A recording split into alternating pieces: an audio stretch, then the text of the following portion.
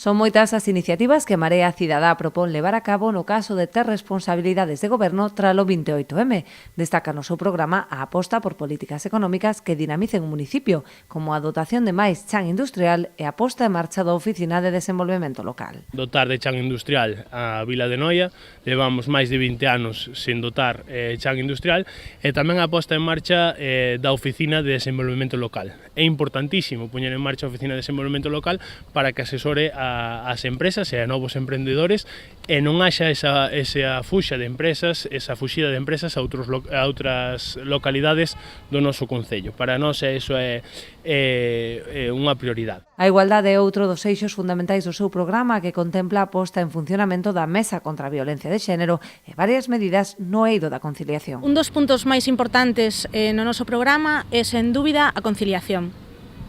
Si queremos resumilo en tres eixes fundamentais, serían: o primeiro, a creación dunha escola infantil de 0 a 3 anos, tamén a creación, de segundo, a creación de un centro de día para os nosos maiores, e, por último, sería un plan de conciliación anual, xunto coa xestión do Plan Madruga e do Plan de Comedores dende o Concello.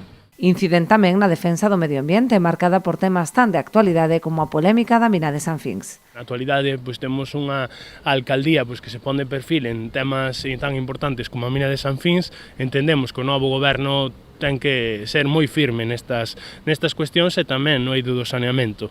Non podemos facer obras, por exemplo, como a que se está facendo en Vista Fermosa, donde non se está facendo o saneamento separativo. Esas obras que se fan en beirarrúas teñen que levar dende xa o saneamento separativo. No eido cultural propoñen recuperar a Feira do Libro e a Mostra de Teatro, así como dotar o Coliseo Noela dunha programación estable. En materia turística destacan algunhas medidas como a creación dunha rede de museos locais ou a apertura da oficina turística durante todo o ano.